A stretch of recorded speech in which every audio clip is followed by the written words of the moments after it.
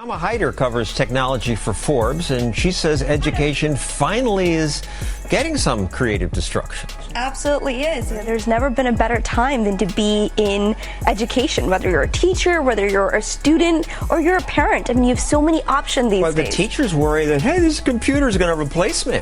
The technology today is not meant to replace teachers. In fact, it's making their job so much easier. It's making it better. So do you remember when you were in school and it used to be that you would go listen to the classes and then you would go do homework? So many of these models are flipping that around so that you go home and listen to the boring lectures, and when you come to the classroom, you're actually doing homework with a teacher where you can get one-on-one attention. This generation is the most educated generation in the history of the US, of the world. Isn't that amazing? The most educated generation ever. And an educated generation means that they are naturally more skeptical, they ask more questions, and they want to be better informed. They're also richer than Gen X. Did you know that? The Gen Xers in the room are like, sure, why not? Take that too, millennials. You got everything else. Just go in and take the money too. But of the 15%, so if you look at America and you say how many people have wealth more than $2 million, right, accumulated wealth, 15% of that population is millennials. So this idea that millennials don't have money, it's absolutely not true. Now, they're more careful in how they spend it. They ask more questions, they do their due diligence, but this is a well-off generation. They're also socially savvy. They're connected. They want to know what's happening in the world. They look beyond just kind of what you're trying to show them. I'll share a funny story with you. I think as consumers have gotten demanding more and more, we as producers and marketers have to rise to meet that same demand that we as consumers have created. But I'll give you an example. So I have a book called The Zen of Social Media Marketing. It's now coming out in its 4th edition. But when the 2nd or 3rd edition was coming out, this was right when the iPad came out, and this gentleman emailed me and he said, "Hey Shama, love your stuff. So disappointed that I can't read your book on my iPad." And I talked to my team and I was like, "Guys, didn't it come out yesterday? Like, weren't you some of you like Mac people standing in line?" And they were like, "Yeah." So I responded to him and I said, "Sir, do you mean the iPad, the device that came out yesterday?" What do you think he responded with? Yes. He responded with yes. That's just how quickly things change and how we're used to getting, how quickly we expect that we get a new device and everything should just work seamlessly on it.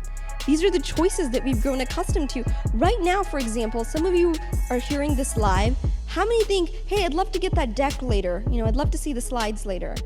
How many would love to see this as a podcast that you can listen to while you work out? More hands. How many would like a video of this to watch later? Fantastic. How many of you would like me to print this, transcribe it, print it, and put it on your desk? I will say it's an organic process. So I would say that half of the stuff we try doesn't work, but we're very quick to pivot. So I think the trick is knowing how long to try something before pivoting. So some things, they take a while. Like certain influencers are like, man, if we could just get this one person for our client, like that would be golden. And it might take 4 months for us to continuously keep, doing that. I think to answer your broader question, a lot of it is providing value consistently, and we do that through content. So we like to think that we out-educate anyone else trying to build a community.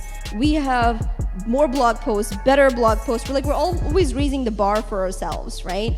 And I personally see myself as sort of chief value officer. Like, my job is to create good value for my employees, for the greater audience, for our clients, and then that gets disseminated across all our social platforms.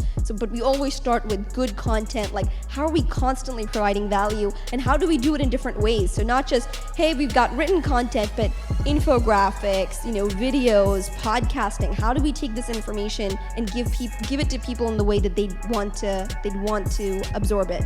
This is the number one, I think, mistake people make in marketing in general, is a lack of consistency. Whatever you do, you have to do it consistently. It's rare that you'll say, oh, I set up a Pinterest board and it's got a couple of pictures and yeah, that's it, and it doesn't work that way. It's really about doing something consistently that helps build your brand and visibility. Cross-pollination is this idea that you can't see things in silos and that you have to be able to pick different ideas from various areas internally and externally, right? And what I mean by that is you have to be able to look at the broader picture. For example, your employees can be your best source for sharing information, for getting social media, posts shared, for distribution. But so many people don't think about it that way. They're like, oh, they're our employees. That's not, but your employees can be your best marketing force.